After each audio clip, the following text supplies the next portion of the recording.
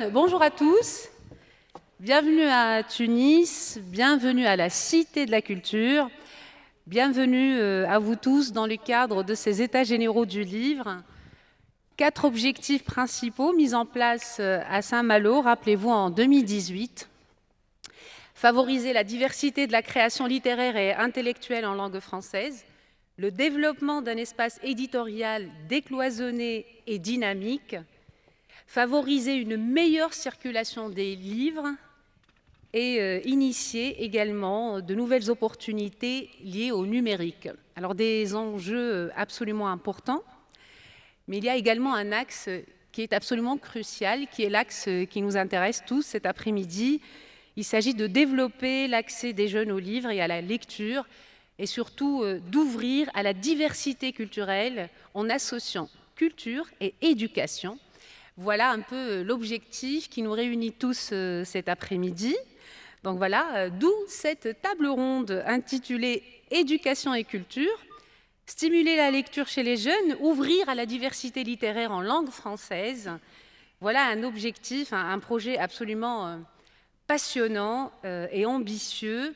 Et nous avons le plaisir, le bonheur d'être ici présents cet après-midi avec des personnes de qualité qui mènent de belles aventures et qui ont de beaux récits, de belles histoires à nous raconter. Donc, je vais commencer par vous présenter un tout petit peu les panélistes. Certains sont présents ici même avec nous à la Cité de la Culture et d'autres nous suivent à distance. On les remercie d'ailleurs d'être avec nous. Les choses sont assez compliquées pour certains vu le décalage horaire. Merci à vous tous en tout cas. Bienvenue à vous, Monsieur Alioune Badara Diop. Vous êtes directeur de l'Institut national d'études et d'action pour le développement de l'éducation au Sénégal. Vous allez être le premier à intervenir dans quelques instants.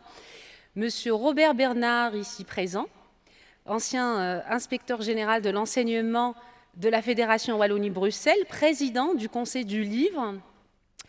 À distance avec nous également Monsieur Bruno Caillé, qui est directeur de diffusion du groupe Madrigal.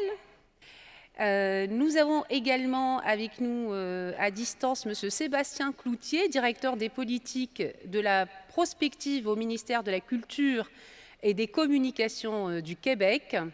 Ici présente avec nous Magali Fourmentro, rebonjour, secrétaire générale des Petits Champions de la lecture. Elle nous parlera du championnat national de la lecture à voix haute pour les élèves français.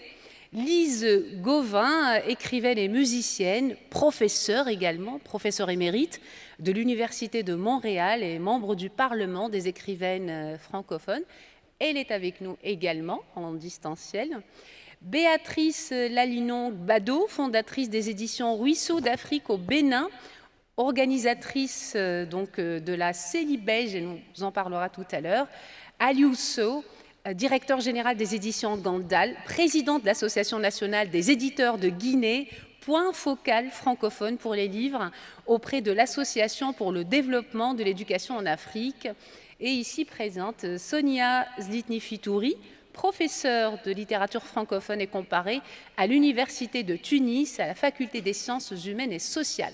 Voilà, cet après-midi, autour de nous, du beau monde, vous l'avez compris, les intervenants sont assez nombreux et nous sommes assez gourmands, on a envie de les écouter les uns et les autres. On a limité un tout petit peu le temps de parole, mais nous allons écouter des choses qui sont à la fois très denses et très passionnantes.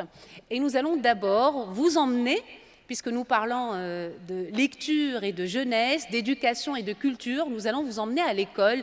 Nous allons écouter de très belles expériences, très inspirantes, du moins nous l'espérons, qui ont été menées au sein de l'école. Et nous allons d'abord vous écouter, vous, Monsieur Alioune Badara Diop, directeur de l'Institut national d'études et d'action pour le développement de l'éducation au Sénégal. Partons au Sénégal alors. Merci Madame. Je voudrais me réjouir vraiment du choix porté sur le Sénégal pour partager notre modeste expérience et profiter de l'occasion pour saluer tous les panélistes et toute l'assistance. Notre contribution va porter sur les coins de lecture, outils d'accompagnement et de consolidation du manuel. Comme vous le savez, il y a un large accord autour du manuel comme intrant de la qualité. Et au Sénégal, au plan institutionnel, déjà, notre référentiel en matière de politique éducative, le paquet, programme d'amélioration de la qualité, de l'équité et de la transparence, vise à renforcer le système d'enseignement en mettant le focus sur les disciplines instrumentales telles que la lecture et les mathématiques. Et ceci est renforcé par notre curriculum qui est marqué par une entrée par les textes. Depuis 2013, nous avons généralisé l'approche par les compétences, mais au plan contextuel, il y a également une insuffisance d'un environnement lettré pour une bonne frange de nos apprenants. Un déficit en manuels adaptés et diversifiés. La précarité de l'environnement scolaire n'offre pas toujours les conditions optimales de travail aux enseignants. Et c'est une des raisons pour lesquelles le gouvernement du Sénégal a décidé de mettre l'accent sur l'amélioration de la disponibilité des manuels avec des ratios bien définis. Pour les 2 premières années, nous souhaitons que chaque apprenant dispose de 2 manuels. Nous passons à 5 à partir de la 3e à la 5e année, sur la base de choix, de stratégies et de mécanismes au niveau déconcentré.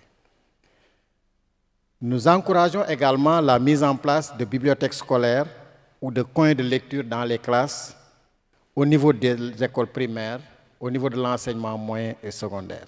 Ça, c'est des initiatives, en tout cas du gouvernement, mais il y a d'autres initiatives portées par des partenaires qui souvent, puisque l'État du Sénégal a opté pour la gestion participative de l'école, souvent se rapprochent des communautés pour les mobiliser à appuyer les enfants en dehors des heures de travail officielles.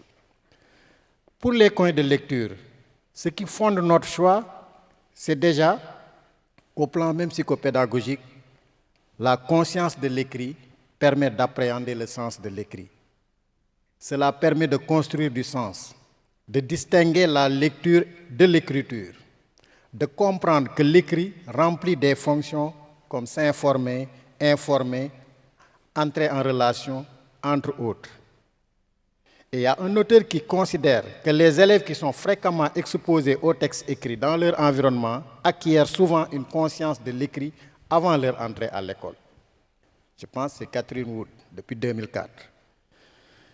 Il y a aussi, toujours au plan psychopédagogique, les exercices qui permettent d'asseoir la conscience de l'écrit tournent autour de la lecture répétée d'histoire avant ou dès l'entrée à l'école, le contact avec un environnement lettré, la découverte de l'enfant que l'écrit est porteur de sens.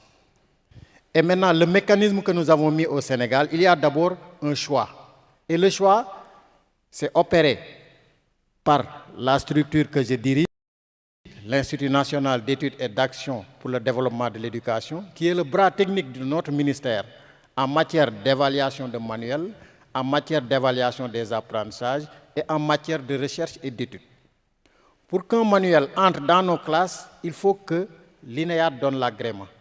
Mais le choix est opéré en relation avec les directions pédagogiques. Pour le primaire, c'est la direction de l'enseignement élémentaire. Pour le moyen et le secondaire, c'est la direction de l'enseignement moyen secondaire. Et pour les langues locales, il y a la direction de l'alphabétisation et des langues nationales. Et pour la prise de disposition pour l'achat, il y a une direction qui s'occupe de finances, qui s'appelle Direction de l'administration générale de l'équipement. C'est cette direction qui lance les commandes et qui s'occupe maintenant de la poursuite après l'évaluation. Pour la livraison, au moment de lancer les commandes, il y a une entente avec l'éditeur pour que le matériel soit déposé sur site.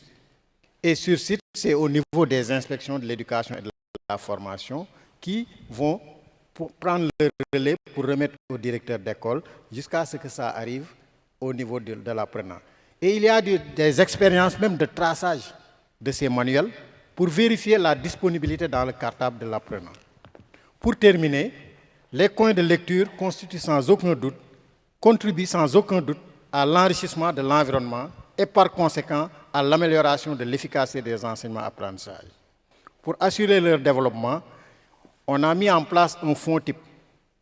Et sur la base de ce fonds type, les écoles pourront, de manière autonome, acheter, mettre en place ces coins, puisqu'au Sénégal, depuis 2014, l'État a opté pour loger la dépense publique à l'école. Ce qui fait que les comités de gestion d'école, ils ont des plans de développement et ils peuvent de manière autonome, en fonction de leurs besoins, agir. Merci de votre aimable attention.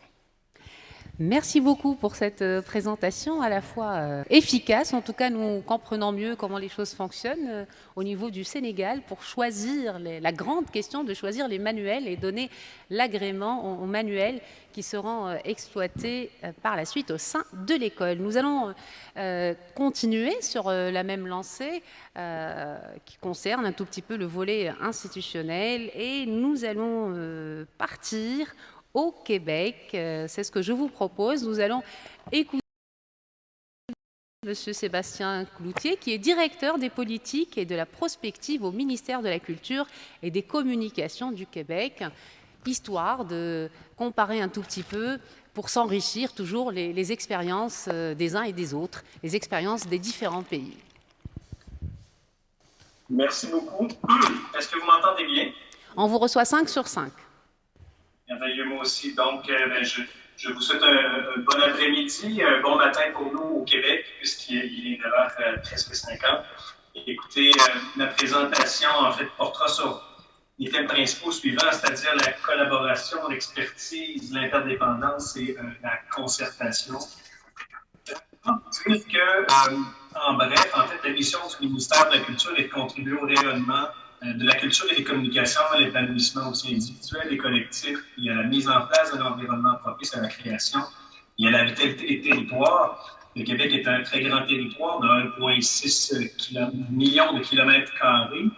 Naturellement, l'Écoumène est dans un plus petit territoire, mais il demeure un très vaste territoire et donc les défis sont très grands. Le ministère, en fait, déploie sa mission par l'élaboration, la coordination, même le suivi des politiques liées au développement de la culture et des communications et est appuyé aussi par un réseau d'organismes et de sociétés d'État qui contribuent à cette mission, comme on parle du Conseil des arts du Québec et la Société de développement des entreprises culturelles du Québec.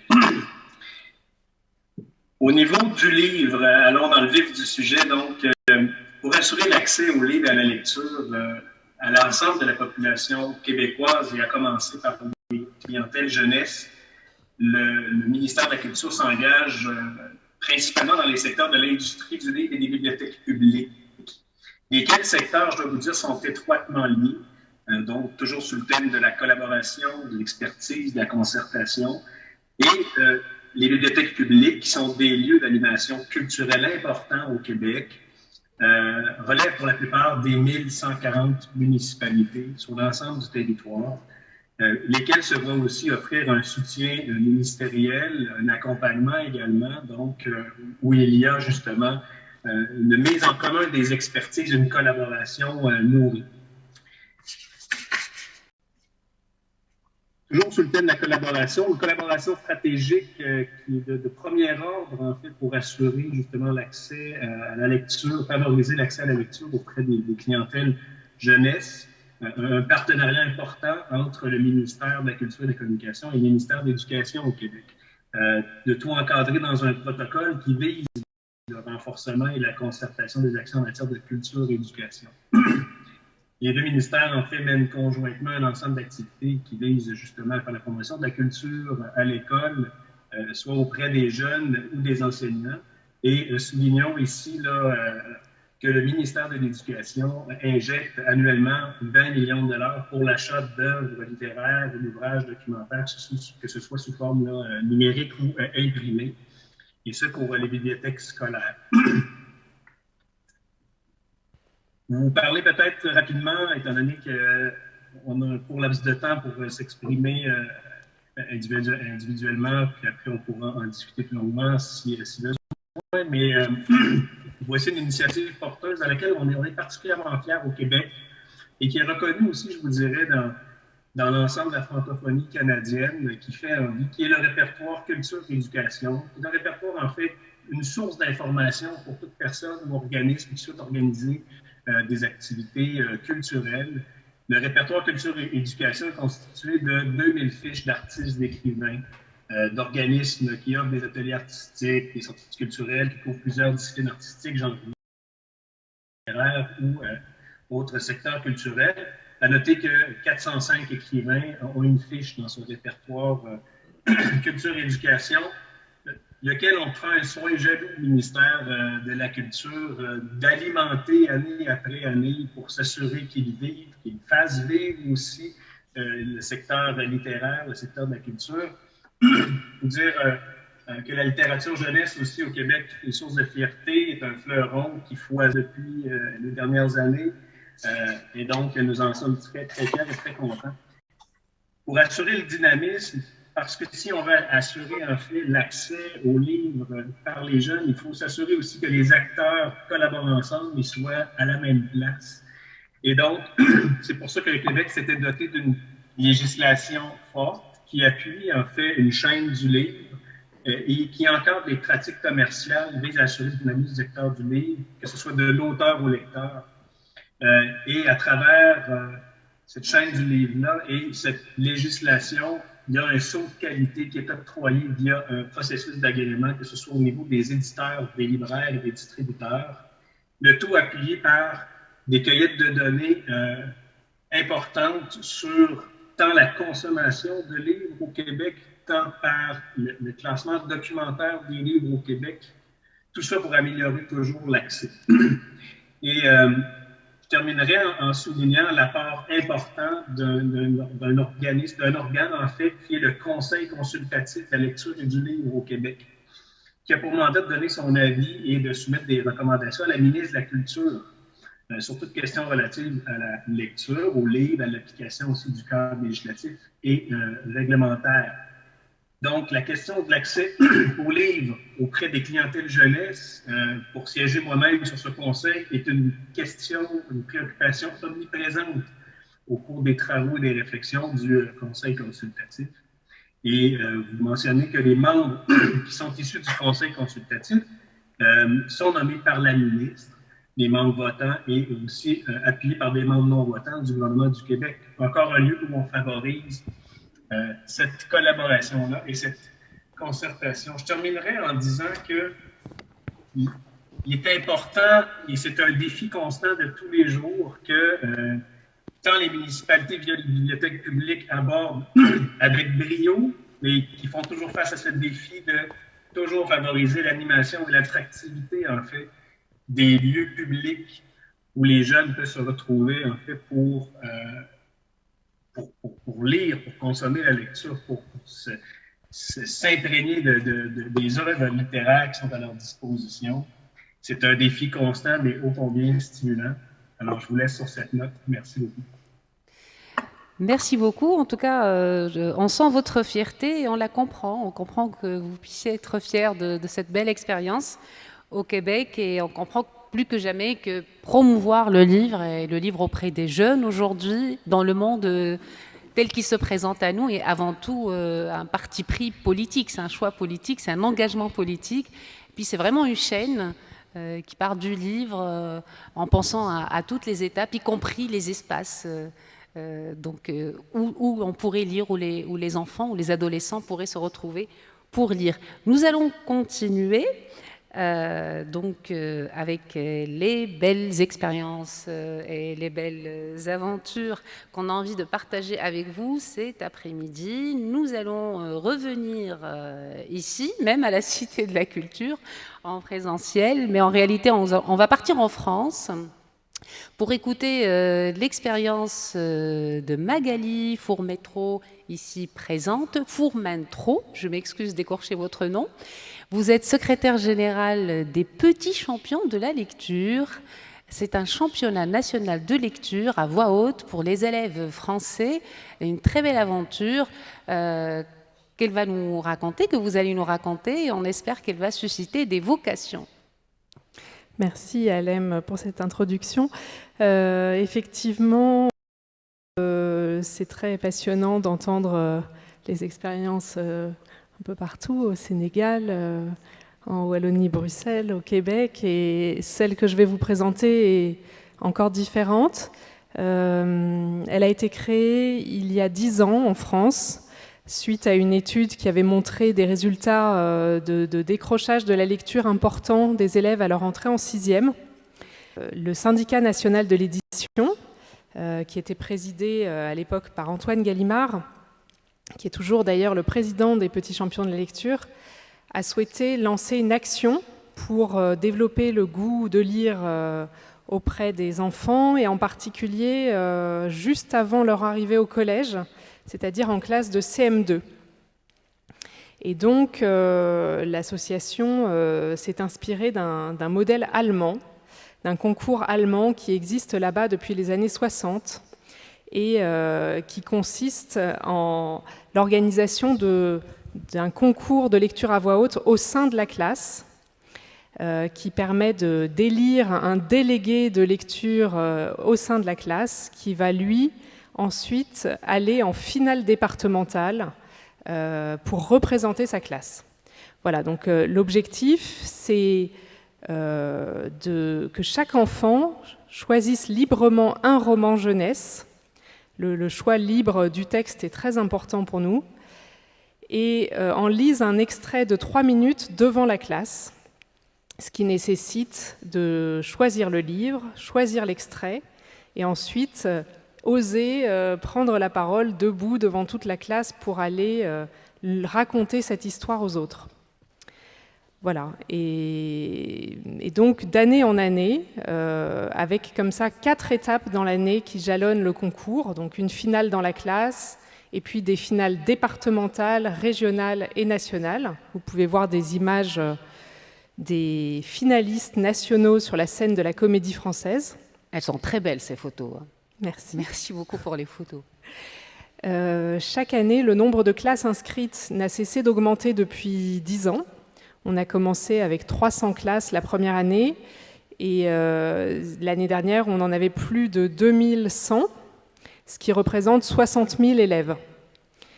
Voilà, donc le succès continue, ne s'est pas interrompu malgré la crise sanitaire, ce qui a été intéressant parce que malgré l'interdiction des sorties scolaires, on a pu adapter le concours au format vidéo.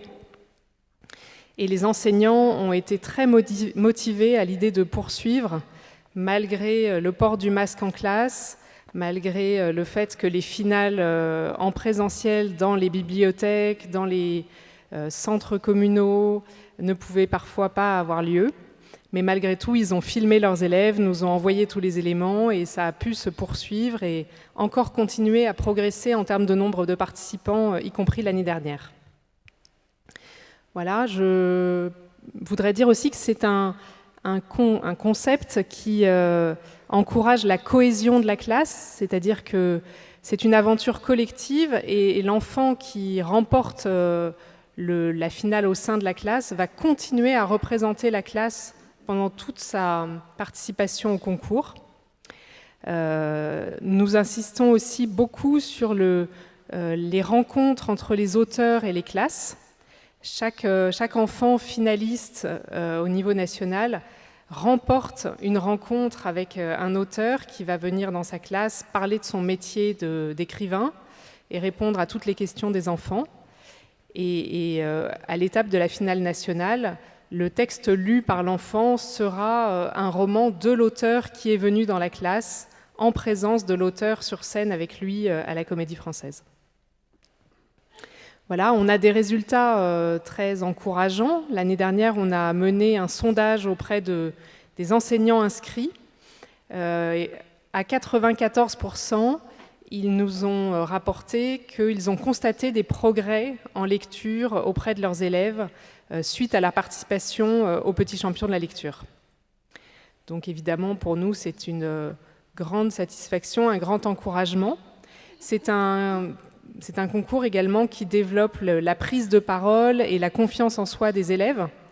En France, l'accent est mis depuis plusieurs années déjà sur le développement de l'oralité, sur l'apparition de concours d'éloquence au collège et au lycée, tout ceci préparant au fameux grand oral du bac, qui maintenant est au programme du nouveau bac. Donc les Petits Champions de la lecture, non seulement ont pour objectif de développer le goût de la lecture avant tout, mais aussi vise à faire prendre confiance aux élèves et à leur donner l'opportunité de prendre la parole devant un public, devant la classe déjà, et puis devant un public plus large quand ils passent des niveaux de finale départementale et au-delà. Très bien, voilà un très beau concours. Moi, il m'émeut ce concours parce que vous êtes très loin de l'idée de marathon de lecture. Il ne s'agit pas pour les élèves d'ingurgiter des pages et des pages et des pages, ce qui peut être dissuasif très souvent pour eux. Eh bien, vous allez droit à l'essentiel. La lecture, c'est le partage, c'est la rencontre avec les autres et la possibilité de se mettre à nu aussi devant un groupe. C'est un très beau concours. Merci de nous en avoir parlé et merci pour ces belles photos. On continue donc toujours avec le premier volet et nous allons retrouver tout de suite Madame Béatrice Laninon-Bado, qui est la fondatrice des éditions Ruisseau d'Afrique au Bénin. Elle est également l'organisatrice de la Célibège. Bonsoir, Madame. Bonsoir, bonsoir. Est-ce que vous nous recevez ?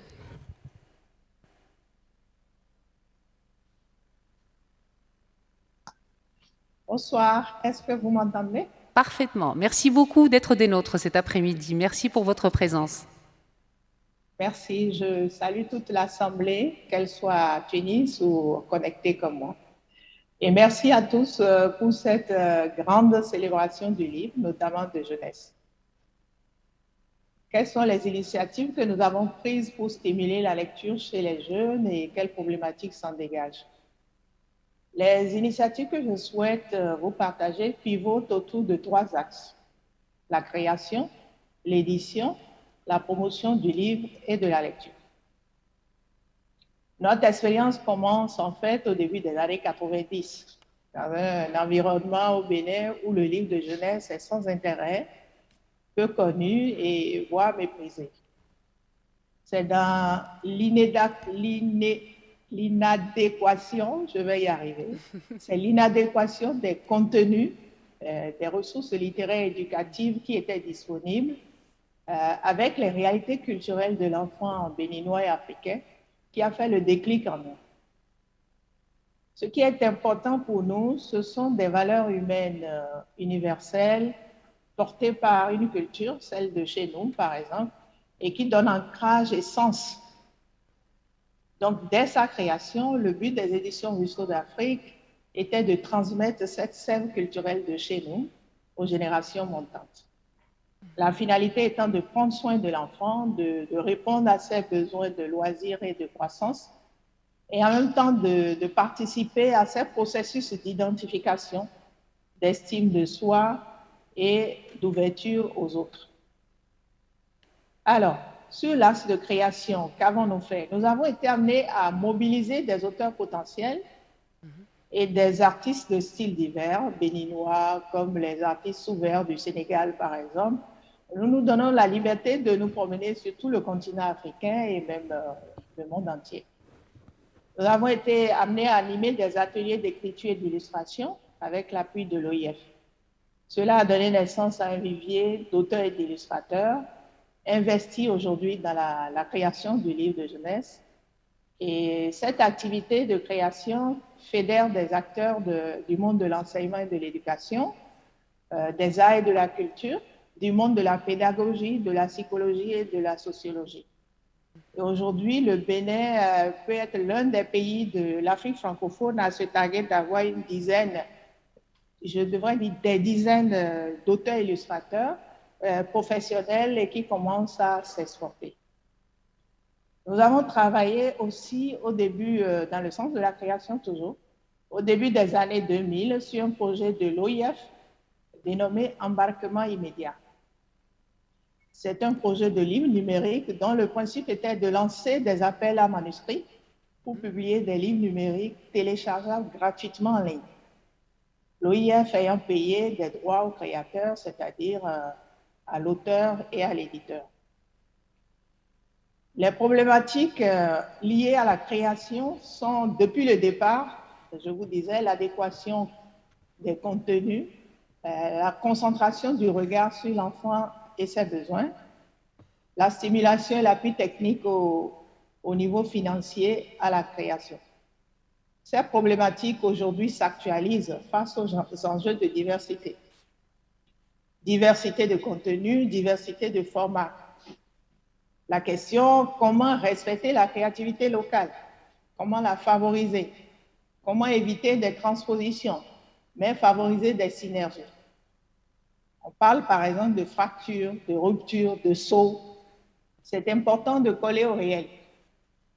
Notre rêve numérique se réalisera-t-il par étapes ou sous injonction?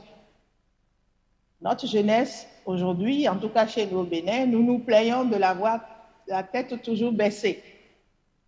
La création de ressources éducatives numériques est questionnée par le but final visé. Est-ce plus de solitude et d'enfermement dans le virtuel? Est-ce plus de relationnel? Voilà autant de questions qui sont soulevées à notre niveau. L'électricité et les périphériques, tablettes, liseuses et autres. Lorsqu'on les évoque, souvent nous nous demandons de quelle zone de la planète, de quelle région de nos pays on parle pour le moment. Certains sont sûrement dans l'urgence du numérique, mais à y voir de près, peut-être que d'autres sont dans le besoin d'une médiathèque, d'un centre de lecture, d'un coin de lecture, d'une malle de lecture, d'une malle de livres dans une classe. Et nous nous posons la question, est-ce qu'on a besoin d'entonner tous le même refrain au même moment? Sur l'axe de l'édition et de l'accès aux livres, nous avons été très vite confrontés aux difficultés liées à l'étroitesse de notre marché. Pour qui connaît le Bénin est un petit pays francophone de l'Afrique occidentale. Alors, pour sortir de cette impasse, nous avons initié en 2001 une concertation auprès des maisons sœurs avec des maquettes que nous avions déjà préfabriquées. Les maisons comme Cérès de Tunisie, Gandal de Guinée et Buni de Côte d'Ivoire, dans le but d'élargir nos marchés par la coédition. La première collection née de cette série de coéditions est la collection Le Serein, qui a été primée en 2002 par le prix Alioune Diop à la FIDAC. Nous allons retrouver le même prix d'ailleurs pour des coéditions panafricaines en 2007. Suite à cette collection, d'autres suivront. Chez Rousseau, on a La Libellule à la découverte de la vie d'Afrique. Chez Cérès, Le Miroir d'encre. Cérès qui va publier une dizaine de titres dans la collection Le Serein et La Libellule, pour dire que ces collections étaient très ouvertes, sont très ouvertes. Et aux éditions Gandal, la collection Le Nemba. Cette dynamique de coédition soutenue par l'OIF et le ministère français de la coopération dans les années 2000 permettra au livre de rayonner, d'être diffusé à partir des éditeurs partenaires en Afrique et dans le monde. L'Alliance internationale des éditeurs indépendants améliorera cette pratique avec la notion de livre équitable, qui introduit une péréquation dans les prix unitaires de cession et les prix de vente publique du livre. Selon la zone géographique, l'éditeur partenaire n'a pas le livre au même prix et ne le cède pas au même prix non plus. La coédition apparaît donc dans notre expérience comme une solution à l'étroitesse des marchés locaux. Elle favorise l'expression de la diversité culturelle et l'interculturalité, la distribution du livre et son rayonnement. Elle induit aussi des cessions de droits. Les problématiques qu'elle soulève concernent, premièrement, l'institutionnalisation des fonds de soutien aux projets, aux maisons d'édition qui les portent, la dynamisation des coéditions sud-sud et nord-sud, et la mise en place véritablement des coéditions orientées sud-nord. Sur l'axe de la promotion du livre et de la lecture, dès nos premières publications, nous avons réalisé que malgré le prix relativement bas de nos ouvrages, seuls les enfants d'une certaine classe avaient accès à ces ouvrages. Pour rendre le livre plus accessible aux enfants les plus démunis et au plus grand nombre d'enfants, nous avons créé une activité dénommée la Semaine du livre béninois de jeunesse, dont le sigle est Célibège. Ce sigle donnera plus tard son nom, 10 ans plus tard, à une association qui s'appelle l'association Célibège. Alors, que faisons-nous lors de la semaine du livre béninois de jeunesse? C'est une semaine culturelle autour du livre de jeunesse. Nous faisons d'abord préacheter des livres par des institutions, des personnes qui connaissent l'importance de la lecture et veulent transmettre le virus de la lecture aux enfants. Puis les enfants qui veulent gagner le livre vont le mériter en participant à des concours très variés. Les bibliothécaires des centres concernés usent de leur créativité pour inventer des milliers et des milliers de concours. Alors, les enfants participants gagnent des chèques livres. Grâce à ces chèques livres, pendant la semaine, ils peuvent venir soit seuls, soit avec leurs parents pour acheter des livres directement avec les chèques ou sur fonds propres en complément. Et pendant cette semaine aussi, nous avons des manifestations littéraires et artistiques autour du livre de jeunesse, une exposition vente, je viens de le dire, et les rencontres entre auteurs, illustrateurs et lecteurs donnent lieu à des vécus très formidables. Donc cette semaine du livre béninois de jeunesse, commencée en 99, à aujourd'hui 22 ans, 23 bientôt, les années sont passées et cette activité a mûri. Aujourd'hui, l'association Célibège anime le Salon du livre et de la presse jeunesse de Cotonou, chaque année pour regrouper les enfants, les parents, les éducateurs autour du livre de jeunesse. C'est depuis 2015. Depuis 2018, l'association anime le prix Hervé Gigot pour l'illustration du livre de jeunesse en Afrique. Ce prix s'adresse aux illustrateurs du monde entier qui s'intéressent à l'Afrique. Alors, la première édition, celle de 2018, a primé un Togolais, une Russo-guinéenne et un Béninois. L'édition 2019 a primé 2 Béninois et un Français. Et l'édition 2021 est en cours. La date limite des candidatures est désormais le 30 octobre 2021. Cette édition de 2021 est soutenue par le projet Plurilinguisme au Bénin. Le prix est doté de 3 lots. Le premier est de 1 million de francs CFA avec un trophée, le deuxième de 500 000 et le troisième prix est de 300 000. Donc, c'est toujours ouvert. Tous ceux qui nous écoutent peuvent demander aux illustrateurs travaillant avec leur maison d'édition ou proches de s'inscrire et de concourir.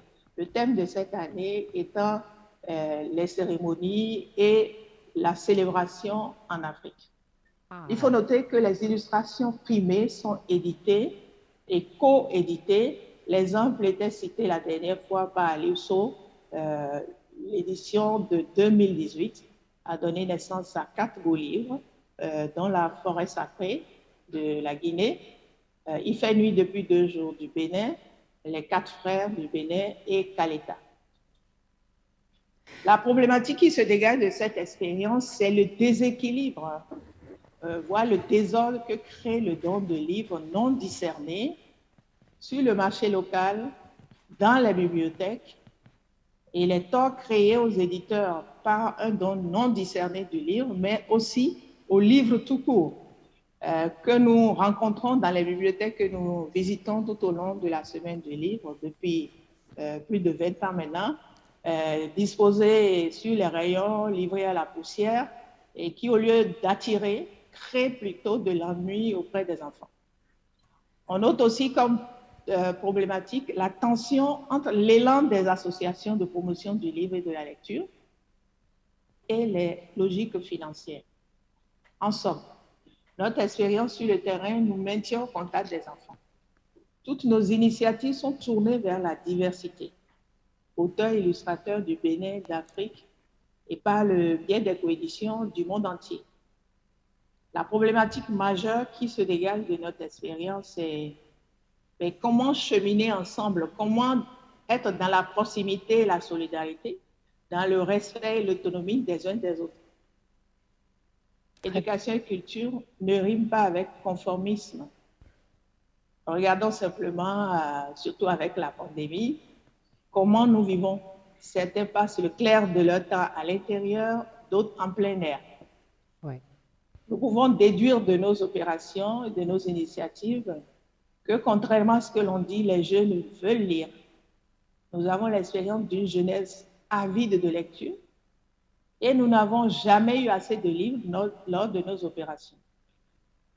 La librairie en ligne qui vend les ouvrages support papier est une évidence actée de plus en plus dans nos quotidiens et participe à cette émulation du livre et cette stimulation de l'enfant à la lecture. On vous écoute vraiment avec beaucoup d'intérêt, Madame Gbado. Si vous m'entendez, juste deux phrases. Je vous laisse finir, je vous en prie. Oui. Je vous laisse finir.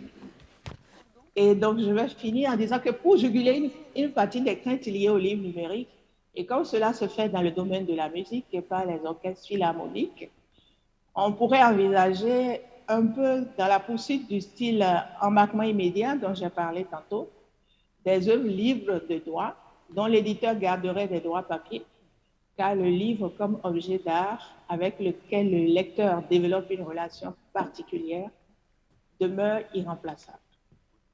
Enfin, nous avons un atout formidable au Bénin, c'est la jeunesse de notre population. Une jeunesse de plus en plus formée, dont le génie se déploie progressivement. Et cette jeunesse demande à lire, livre, support papier ou numérique, peu importe. La question qui demeure est d'écouter les enfants dans leurs besoins de loisirs et d'apprentissage et de respecter la liberté des peuples d'être différents ou de vivre autrement les questionnements communs aux gens humains. Je vous remercie de votre attention et de votre clémence. C'est nous qui vous remercions. Merci infiniment pour cette intervention qui introduit beaucoup de nuances, ce que j'apprécie et je suis certaine que les différents panélistes l'apprécient également, beaucoup de nuances au sein de ces grands intitulés qui entourent le livre francophone. Il est vrai que la perspective africaine, très souvent, nous permet de voir les choses autrement et nous permet de réviser certains grands slogans au vu d'une certaine réalité sociale. En tout cas, bravo à ce que vous faites donc, au sein des éditions Ruisseaux d'Afrique au Bénin. Et encore une fois, la date limite, c'est le 30 octobre. Si vous souhaitez soumettre une candidature, si vous êtes illustrateur, vous pouvez encore avoir le temps de soumettre une candidature auprès de la Célibège. Nous allons rester et enchaîner avec un confrère à vous, Monsieur Aliou Sow. Bonsoir, merci beaucoup d'être des nôtres. Est-ce que vous avez votre micro ? Voilà, donc vous êtes directeur général des éditions Gandal, vous êtes président de l'Association nationale des éditeurs de Guinée, point focal francophone pour les livres auprès de l'Association pour le développement de l'éducation en Afrique. Merci Alain et bonjour à tous. Je profite pour dire un grand bonjour aussi à Béatrice Lalinon Gbado, avec qui je travaille sur plusieurs fronts depuis une quasiment vingtaine d'années. Vous êtes sur des projets de coédition également. Exactement, il y a beaucoup de choses dont elle parle, dans lesquelles Édition Gandal se retrouve, parce qu'on fait vraiment chemin ensemble sur plusieurs dynamiques. Alors justement, je vais parler rapidement de deux initiatives que nous développons en Guinée ces dernières années, dans le but de rapprocher le livre des jeunes lecteurs. Je n'utilise pas ce PowerPoint, s'il vous plaît, parce que je ne parle pas des politiques du livre cette fois-ci. C'était pour le matin.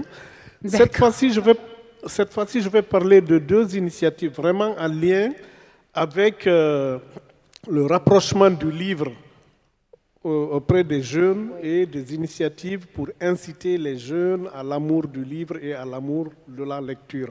Alors la première initiative, qui n'est pas une nouveauté, c'est une idée qui circule sur plusieurs pays, mais que pour le cas de la Guinée, face à la pénurie totale de livres de lecture dans les écoles, donc dans les mains des enfants en situation d'apprentissage scolaire, nous avons mis en route l'idée de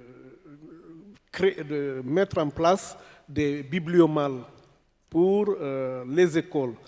Parce que vu que dans les écoles publiques et quasiment dans la majorité des écoles privées, il n'y a pas de bibliothèque scolaire dans le pays, en dehors des manuels scolaires qui eux-mêmes sont en nombre très insuffisant, je le disais ce matin, les ratios livres-élèves sont extrêmement faibles dans le pays, comme d'ailleurs dans plusieurs autres en Afrique francophone. Eh bien, nous nous sommes dit qu'il y a des solutions alternatives. Et l'une de ces solutions, c'est de passer par le biais, non pas de ce que nous, éditeurs, édition Gandal, nous faisons traditionnellement, mais partant du fait que Gandal s'est retrouvé comme unique éditeur de livres de jeunesse dans un pays où il y a une absence totale de livres de lecture pour les jeunes, comme je le disais tantôt. Nous avons suscité la création d'une ONG qui s'appelle Association pour la promotion du livre et de la lecture en Guinée, et qui est très focalisée donc, sur la promotion et l'utilisation des livres de jeunesse. Donc principalement ceux que nous produisons et ceux que produisent nos partenaires comme Rousseau d'Afrique, Eburni de Côte d'Ivoire, etc. Alors, ces bibliomals, comme le nom le dit, c'est une cantine métallique qui ferme, dans laquelle nous faisons une sélection d'entre 250 à 300 titres que nous mettons là-dedans avec un dictionnaire visuel pour les jeunes, et dont le but est que cette malle fonctionne dans une école comme un coin de lecture ambulant. C'est-à-dire que chaque jour, dépendamment des heures de lecture dans l'emploi du temps, la cantine est utilisée dans la classe A ou dans la classe B ou dans la classe C. L'avantage est que nous mettons des livres de différents niveaux de lecture, puisqu'on sait bien que d'une classe à l'autre, les niveaux de lecture ne sont pas les mêmes. Et d'ailleurs, même dans une même classe, on sait bien que tous les élèves, puisqu'ils n'apprennent pas tous de la même manière, ils n'apprennent pas tous à la même vitesse, ils ont des niveaux de lecture qui sont différents. Donc d'où la diversité de niveaux que nous mettons. Et c'est à la fois des livres de contes, des livres illustrés, des albums, des documentaires, des petits romans jeunesse. Et la première année, il y a 3 ans, que nous avons commencé sur les écoles publiques. L'association, grâce à des dons opérés par Édition Gandal, a offert 5 bibliomals à l'inspection régionale de la ville de Conakry pour qu'une malle, de façon expérimentale, puisse être ouverte à chacune des 5 communes et que les directions communales de l'éducation concernées choisissent quelle est l'école qui est la mieux indiquée pour recevoir cette bibliomale. Et ça a eu un succès énorme. Et grâce à l'appui de la coopération française, nous avons aussi formé les enseignants, une vingtaine d'enseignants, à raison de 4 par école bénéficiaire, pour aider les enseignants à une meilleure prise en charge pédagogique de ces ouvrages en situation d'apprentissage, en situation de classe. Et puisque cette expérience, nous la considérons comme vraiment réussie, et que malheureusement les moyens ne suivent pas pour dire on va généraliser, nous avons commencé à approcher les partenaires techniques et financiers. Et l'année passée, pendant le Salon du livre de jeunesse de Conakry que nous organisons tous les ans au mois de novembre, l'UNICEF a décidé d'appuyer l'initiative.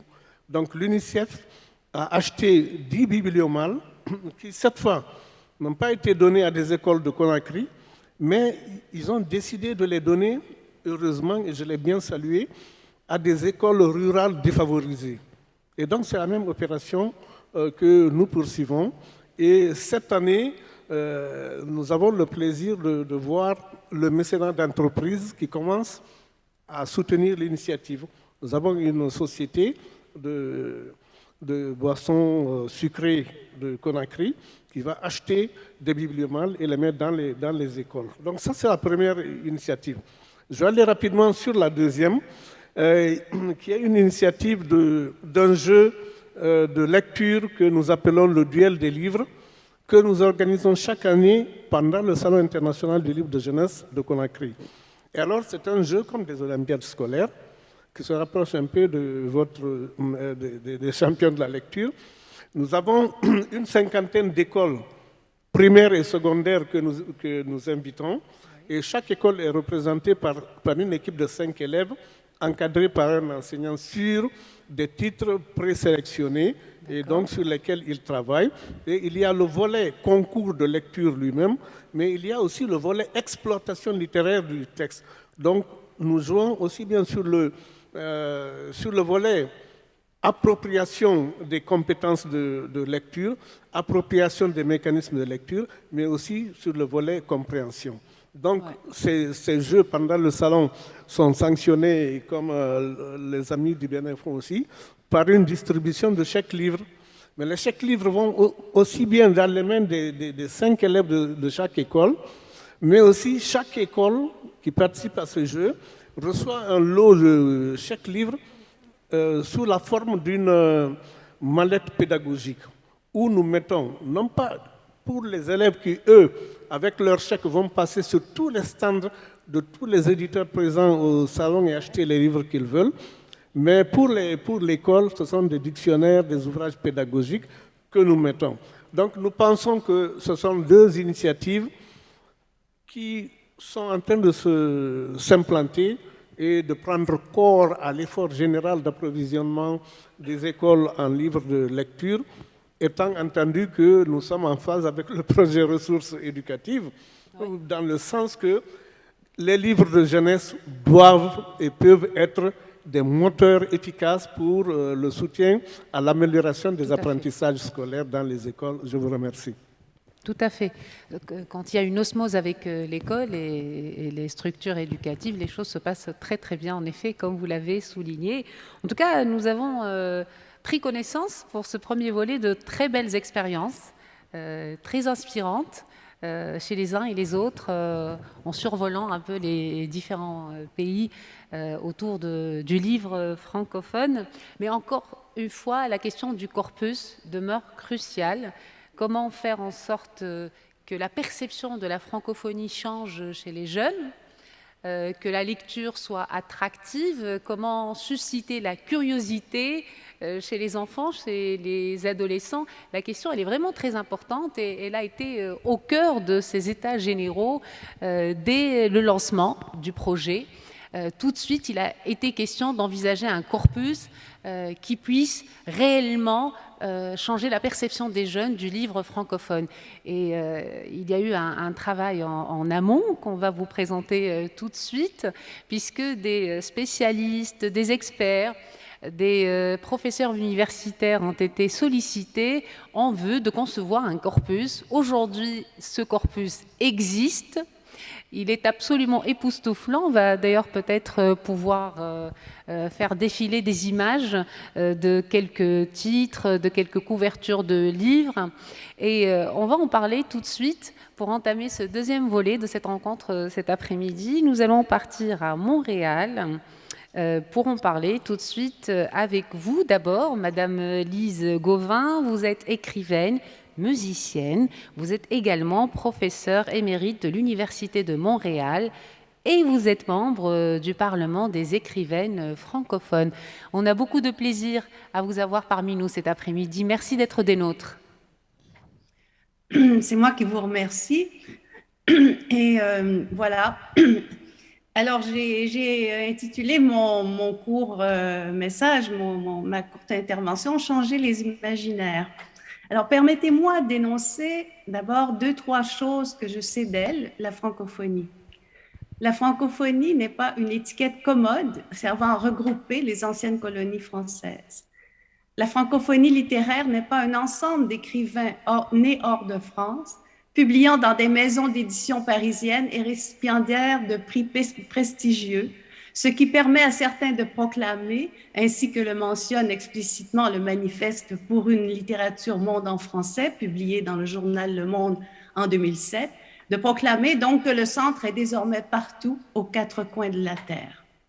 La francophonie littéraire sera décentrée lorsqu'elle réussira à rejoindre l'ensemble des locuteurs français dans une constellation de réseaux et de rhizomes interdépendants et reliés par des relations transversales et multilatérales. À ce sujet, tout est encore à faire. Dans cette perspective, on doit souligner l'action remarquable des instituts français qui ont réussi à réunir pour les États généraux de Tunis un vaste ensemble de titres concernant la littérature francophone et destinés aux jeunes de 15 à 25 ans. Pour chaque littérature, quelle que soit son ancienneté ou sa notoriété, il s'agissait de proposer 50 titres à offrir comme piste de lecture et d'enseignement. Cette entreprise, jusque-là improbable, qui donnait à la très respectable littérature française le même nombre de titres que les littératures plus jeunes, avait quelque chose de séduisant et de révolutionnaire. Comme si soudain les frontières entre les distributions hiérarchiques avaient cédé la place à un joyeux kaléidoscope de titres, jusque-là laissés pour compte par les institutions légitimantes.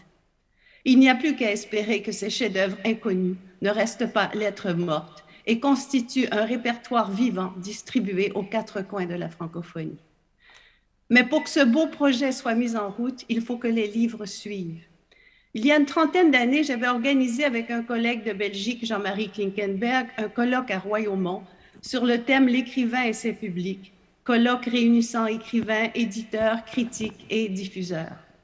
Dans l'ouvrage qui en est résulté, intitulé « Écrivain cherche lecteur », nous écrivions « L'hypothèque la plus lourde qui pèse sur les littératures francophones est leur faible diffusion. Vaste sujet dont la complexité semble inextricable. Le problème de la diffusion a jusqu'à présent été abordé comme strictement technico-commercial. Or, il a d'autres dimensions, poursuivions-nous, car la question de la circulation du livre en d'autres pays que le pays d'origine est aussi liée à des phénomènes de représentation, c'est-à-dire aux images qui sont projetées de part et d'autre, à un certain horizon d'attente qui est créé face à une littérature. L'autre question que nous posions, inéluctable et hélas toujours d'actualité, comment être diffusé dans la francophonie sans passer par les créneaux parisiens et par l'édition hexagonale? Ou encore, de façon plus directe, comment en finir avec la marginalité? Il est aisé de constater que ces questions sont toujours pertinentes en ce qui concerne la circulation des livres dans la francophonie. Afin d'éviter qu'un autre événement dans 30 ans refasse les mêmes diagnostics, il appartient à tous les acteurs du livre de travailler à créer des réseaux de façon à permettre une véritable circulation du corpus que nous avons établi, de façon à mettre à la disposition des enseignants autre chose que la quelques dizaines de noms dont on se réclame pour parler de littérature francophone. À côté des modèles, toute une pléiade d'écrivains attendent encore leurs lecteurs. C'est à cette condition que l'on pourra opérer une véritable mise en relation entre cultures et dépasser les lectures exotisantes qui aujourd'hui encore servent à créer une image de la francophonie tronquée, détournée de ses enjeux réels et de son présent en extension. Vue d'Amérique, la francophonie prend une signification particulière. Elle signifie un regroupement de locuteurs français ayant à cœur de parler et d'écrire leur langue dans un contexte où cette langue est constamment menacée. Il est utile de rappeler qu'écrire en français en Amérique, c'est faire partie de l'exception culturelle américaine, les francophones représentant 2% de la population totale du continent. La littérature de langue française d'Amérique partage ainsi le fait d'être écrite dans des contextes où le français se trouve en relation concurrentielle avec une autre langue, l'anglais. Ces littératures font partie de celles que je désigne comme des littératures de l'intranquillité. Cette dénomination que j'ai proposée pour l'ensemble des littératures francophones s'applique tout particulièrement à celle d'Amérique. Littérature de l'intranquillité, elles le sont dans ce sens que rien ne leur est acquis. Écrire en français en Amérique, c'est accepter de s'inscrire dans une dynamique de l'instable, une poétique du doute et de l'incertain, une pratique du soupçon. L'intranquillité est une force, un privilège que les littératures francophones d'Amérique partagent avec d'autres qui, sur la scène du monde, déroutent et dérangent, car elles ne sont jamais établies dans le confort ou l'évidence de leur statut. Conscientes de leur fragilité, elles n'en ont pas moins le désir de rayonner de par le vaste monde, comme dirait le légendaire survenant créé par la romancière québécoise Germaine Guèvremont. Puissent ces États généraux faire en sorte qu'on en arrive à constituer non pas une littérature monde sélective et centralisatrice, mais une littérature du tout monde, ancrés dans les lieux du divers et qui témoignent de ce que Édouard Glissant appelle cette urgence pour chacun à se nommer au monde, c'est-à-dire avant tout cette nécessité de ne pas disparaître de la scène du monde et de courir au contraire à son élargissement. À ces conditions seulement pourra-t-on créer des espaces critiques inédits, à l'abri des clichés, et modifier les imaginaires des générations à venir. Merci beaucoup. Merci infiniment pour cette belle réflexion que vous partagez avec nous cet après-midi sur la littérature francophone. La question du corpus, elle est centrale donc, au cœur de ce deuxième volet qui nous réunit cet après-midi. Et nous allons écouter les uns et les autres, les personnes qui ont été derrière l'élaboration de ce corpus. On va nous parler des choix qui ont été faits, de la méthodologie qui a été suivie pour aboutir à ce beau corpus que nous vous présentons cet après-midi et dont vous voyez certaines images défiler. Nous allons enchaîner avec vous, Monsieur Robert Bernard.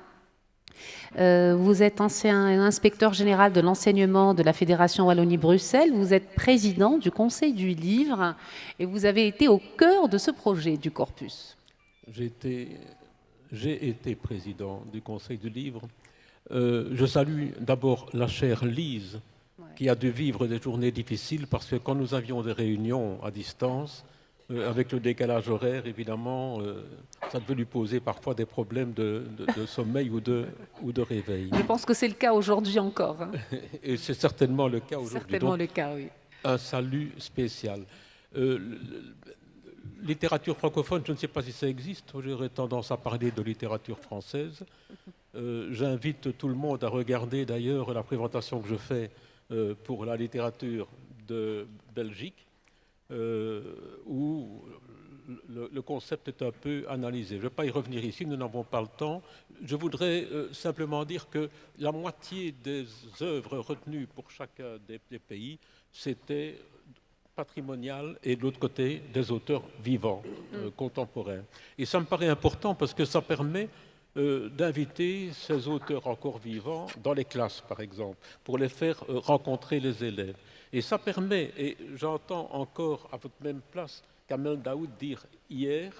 Dans le micro, s'il vous plaît, Monsieur Bernard. Rapprochez le micro. Oui, j'entendais Kamel Daoud dire, alors qu'il était assis à votre même place hier, que débutant en littérature, il partait avec un ami vendre ses ouvrages dans le bled.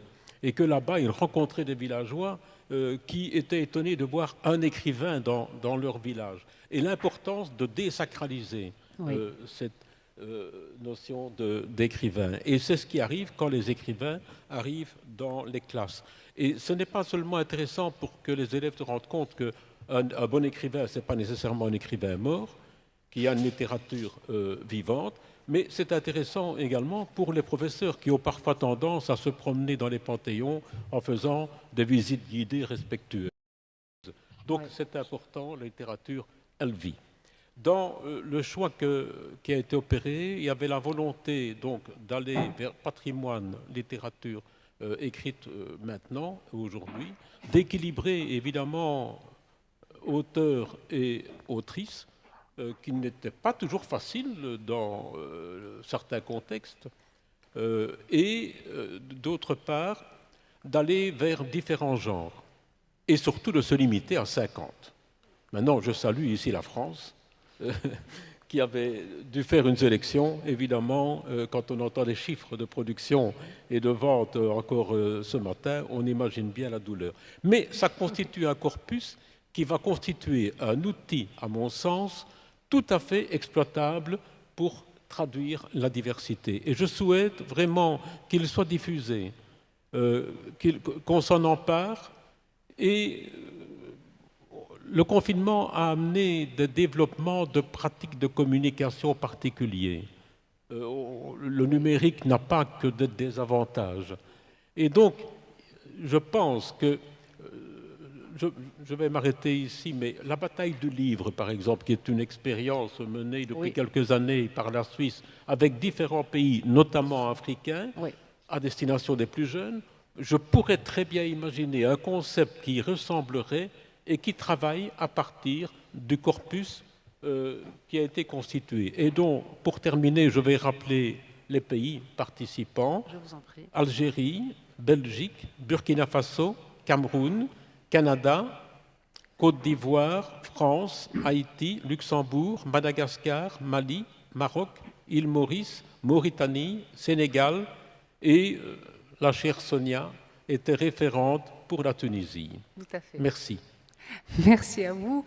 En effet, c'est la personne que nous allons écouter tout de suite, toujours autour de ce projet du corpus. Un très beau corpus, en effet. Les auteurs peuvent être vivants parfois, on peut les recevoir en classe.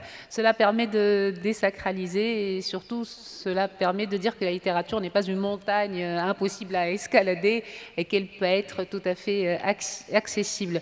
On vous écoute donc vous, Madame Sonia Zlitni-Fitouri, vous êtes professeure de littérature francophone et comparée à l'Université de Tunis, à la Faculté des sciences humaines et sociales. Comment donc avez-vous vécu cette belle expérience de la constitution du corpus en Tunisie? Je vous remercie, Madame Reyes, pour cette belle introduction. En fait, nous avons vécu une très très belle expérience et j'en profite pour remercier, mais très très rapidement, pour ne pas grignoter le temps qui m'est imparti, justement, je tiens absolument à remercier toute l'équipe des États généraux du livre. Je pense particulièrement à Madame Sylvie Marcet, dont le travail colossal, justement, commence à donner ses fruits pendant cette rencontre et à devenir de plus en plus visible. Je tiens à remercier aussi Clémence Thévenot pour sa coordination sans suivi et sa bienveillance, surtout parce qu'on a passé, malgré ces 2 années de confinement et de réunions en visioconférence, des moments de convivialité autour du livre et de la lecture, justement. Et Robert est là pour confirmer mes propos. Et donc, alors, mon propos aujourd'hui, je vais être un peu ponctuel, justement, pour vous présenter très brièvement, c'est-à-dire en 5 minutes, ce qui est une... Même un peu moins.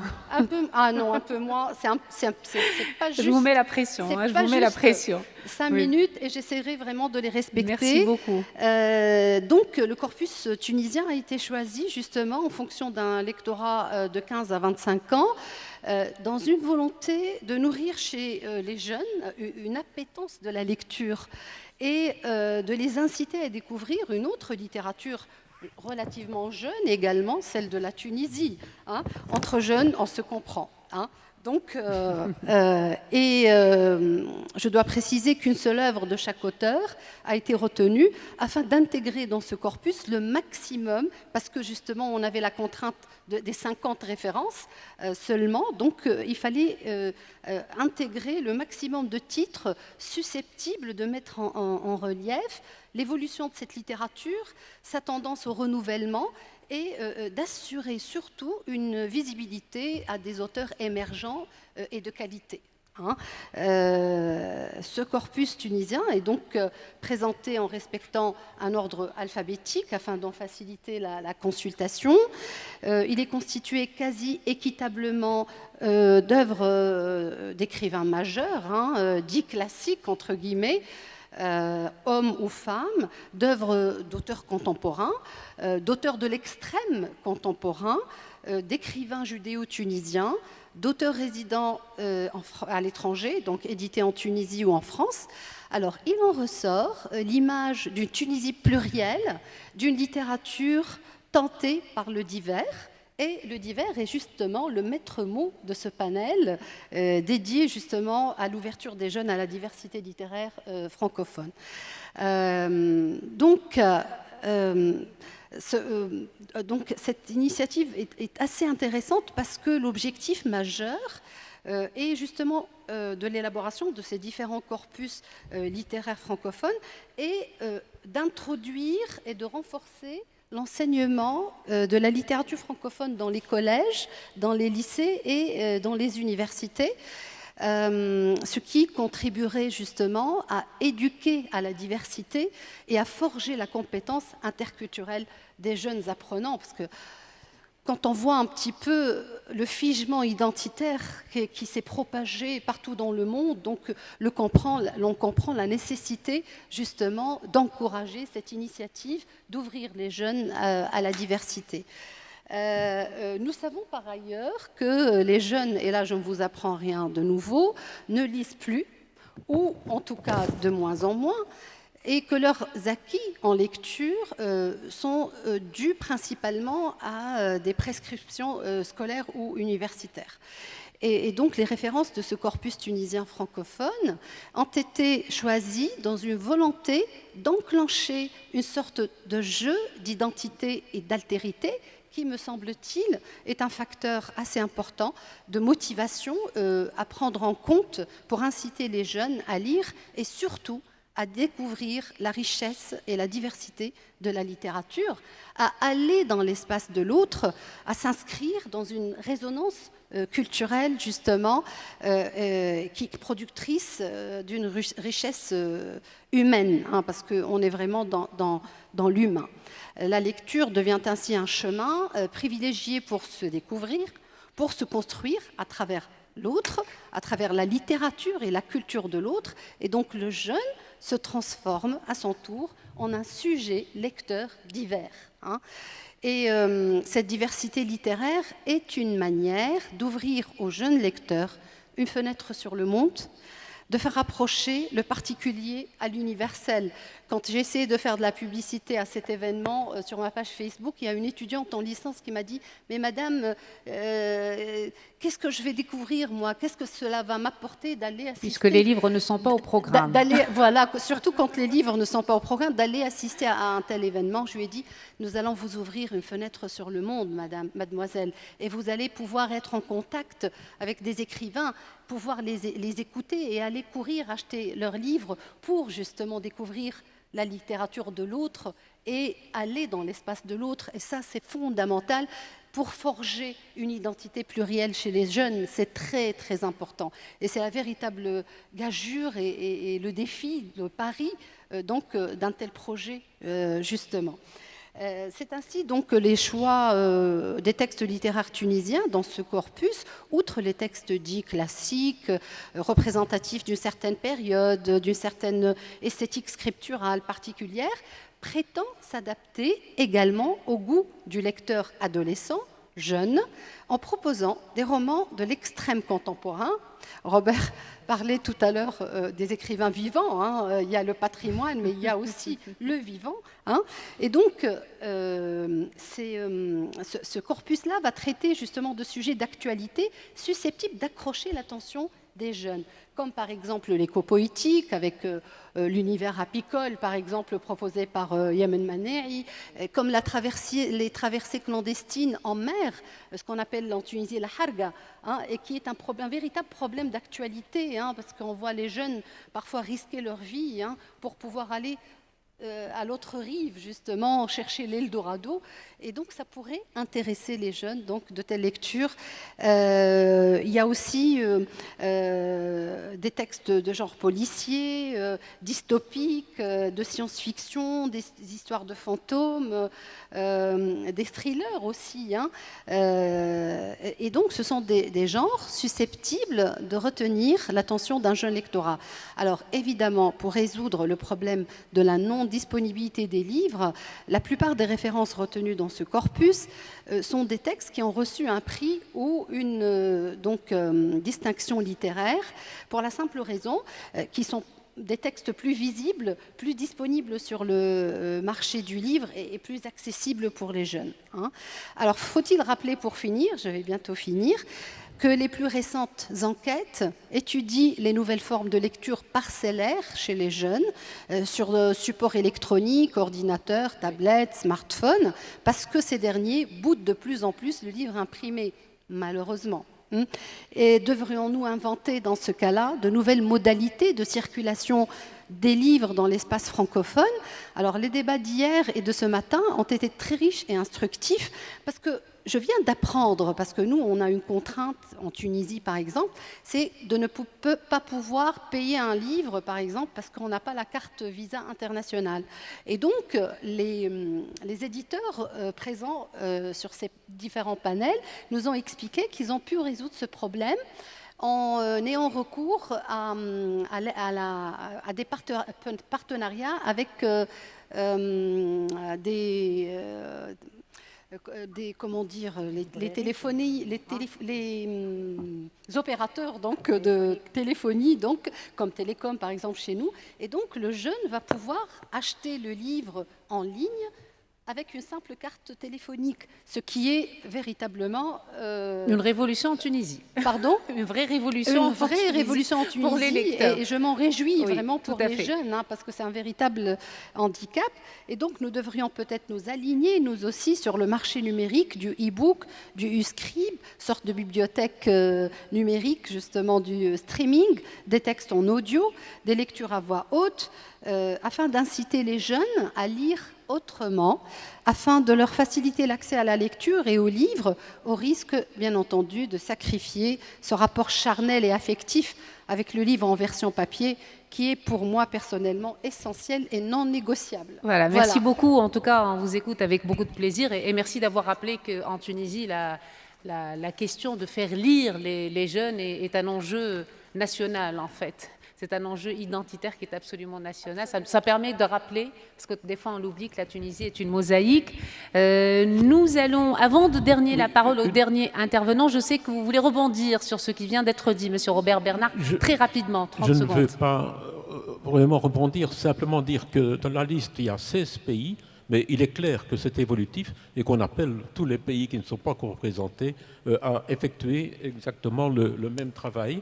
De la même manière, il y a un aspect évolutif dans le temps, c'est-à-dire que dans 2 ans, 3 ans, les listes devront peut-être être revues ou complétées.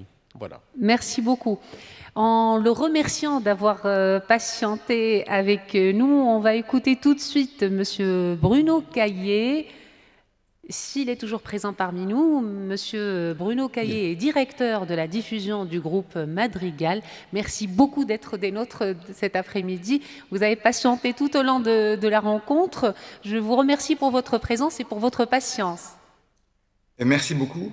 Merci à vous et je voudrais également remercier Sylvie Marcet qui m'a invité à participer aux États généraux du livre en langue française dans le monde, ainsi que les panélistes et l'Assemblée. J'avoue ne pas m'être ennuyé et avoir été très impressionné par ce que je viens de voir et d'entendre. Je dirige la diffusion du groupe Madrigal. C'est le premier groupe indépendant en France, donc groupe présidé par Antoine Gallimard. Donc avec Magali, nous partageons le même président. Et ce groupe est également constitué par Flammarion, Casterman et bien d'autres groupes. Nous avons bien d'autres maisons d'édition avec une forte présence en littérature jeunesse, Flammarion jeunesse, Casterman jeunesse, etc. Au-delà des éditeurs du groupe, nous assurons la diffusion de plus de 300 maisons d'édition extérieures au groupe et nous couvrons à peu près tous les segments éditoriaux, à l'exception du scolaire. Nous sommes très peu présents. Alors, vous l'avez compris, je vais apporter une orientation plus technico-commerciale, pour reprendre le terme de Lise Gauvin, à notre discussion. En fait, mon approche concernant la stimulation de la lecture et l'ouverture à la diversité, elle s'appuie sur un constat, c'est qu'il faut que ces jeunes puissent accéder aux ouvrages. Et concrètement, pour moi, pour nous, ça signifie que l'offre éditoriale en langue française, elle soit présente dans toutes les librairies, et bien entendu, pour ce qui nous concerne aujourd'hui, prioritairement dans les librairies francophones. Alors comment y parvenons-nous? Tout d'abord, nous nous appuyons sur une organisation commerciale qui permet de livrer près de 2000 clients sur l'ensemble des marchés étrangers, dans plus de 100 pays, et donc bien entendu dans tous les pays francophones. Et on travaille avec ça sur une équipe de 15 personnes qui sont des spécialistes des territoires. Donc c'est une chose importante pour nous. Nous sommes organisés par spécialité géographique. Nous accordons toute notre attention à la librairie, qui assure l'interface avec les lecteurs, et en particulier avec cette centaine de librairies francophones. Et nous les aidons à travers des politiques commerciales adaptées aux réalités de leur marché, et en allégeant autant que faire se peut les frais de port, par exemple. Notre seconde manière de stimuler la lecture et d'ouvrir la diversité, c'est de proposer les ouvrages à des prix adaptés. et c'est un bon moyen, nous pensons, pour donner accès au plus grand nombre de lecteurs. Cela concerne des grands classiques de la littérature, comme L'étranger d'Albert Camus, en folio, qui est d'ailleurs dans la liste, je crois, du corpus qui a été évoqué précédemment, et qui est proposé avec des baisses de prix de l'ordre de 50%. Et pour certaines collections jeunesse, comme Aya de Yopougon, en bande dessinée chez Gallimard Jeunesse, nous arrivons à baisser le prix des 2/3 grâce à des tirages spéciaux. Voilà. Toutes ces mesures, il faut le dire, ont été faites historiquement en concertation avec les libraires, qui sont une fois encore nos partenaires et avec lesquels nous souhaitons travailler pour offrir un éventail le plus large d'ouvrages possibles. Voilà. Bien entendu, nous sommes aidés dans notre travail par des institutions comme la Centrale de l'édition ou le Centre national du livre. Et je pense vous avoir communiqué le plus vite possible deux des principaux axes de notre action pour contribuer à faire en sorte que les ouvrages soient présents en librairie et puissent toucher leur public ainsi. Je serai ravi de répondre à vos questions. Merci. Merci à vous. Merci, c'était la dernière intervention cet après-midi. Je voulais juste vous poser la question, votre présence au sein du corpus. Moi, j'ai été informé d'une liste dans le corpus, alors je n'ai pas pris connaissance de tout, mais j'ai pu vérifier que L'étranger d'Albert Camus y était, il y en a beaucoup d'autres, et donc je me félicite de ce choix. C'est ce qui me semblait, vous êtes très présent dans le corpus. Merci beaucoup, Monsieur Bruno Caillé, d'avoir été des nôtres. Merci infiniment à tous les intervenants cet après-midi pour ce débat passionnant et surtout pour toutes ces belles expériences, toutes ces belles aventures dont nous avons pris connaissance grâce à vous. Le monde est fait pour aboutir à un beau livre. Il me semble que quelqu'un voulait ajouter une dernière intervention. Lise, en effet, je la vois lever le doigt. Une question au dernier intervenant. Dans ce beau projet de diffusion des livres que vous nous avez exposé, est-ce que vous avez accès aux livres publiés uniquement au Québec? Vous avez donné l'exemple de Camus, L'étranger est partout, sur toutes les scènes du monde, mais les livres qui sont moins diffusés, est-ce que vous pouvez les rejoindre? Parce que moi, j'ai fait, justement, j'étais responsable de la section Canada, c'est-à-dire Québec, Ontario et Acadie, pour les États généraux, là, pour cette belle bibliothèque, mais on a mis des livres qui n'étaient pas diffusés au point. Le problème au Québec, c'est que nous avons une diffusion un monde d'édition, une organisation éditoriale extrêmement efficace. Mais le problème, nos livres ont du mal à sortir du Canada. Et alors, est-ce que alors, dans le choix que j'ai fait, que nous avons fait avec mes collègues d'Ontario et d'Acadie, nous n'avons pas tenu compte du fait que le livre soit édité, par exemple, à Paris, parce qu'il est mieux diffusé, ou seulement à Montréal. Je pense que la question est claire. On va essayer d'y répondre très rapidement parce que malheureusement, on va être coupé. Nous avons déjà débordé. Très rapidement, s'il vous plaît, en quelques secondes. Et puis, je vous invite à peut-être à entrer en contact les uns avec les autres et puis de terminer le débat après cette rencontre. C'est aussi l'un des objectifs de ce type de rencontre. Très rapidement, une réponse peut-être de votre part, Monsieur Caillé. Oui. Ma réponse très rapide, Madrigal va diffuser les éditeurs du groupe, les éditeurs avec lesquels nous sommes en contrat, pour lesquels nous travaillons, pour le compte desquels nous travaillons, on peut dire. Et donc, c'est leurs œuvres, c'est les œuvres de leurs fonds éditoriaux que nous allons diffuser. Donc, s'ils ne sont pas aussi, les œuvres dont vous parlez ne sont pas au sein de notre catalogue général, il faut à ce moment-là passer par d'autres éditeurs comme Hachette ou Interforum pour pouvoir faire ce travail. Voilà, je pense que vous allez pouvoir en discuter largement tous les deux après cette rencontre. Merci à tout le monde, merci beaucoup d'avoir été présents. Vive le livre francophone et puis bonne continuation pour les États généraux du livre.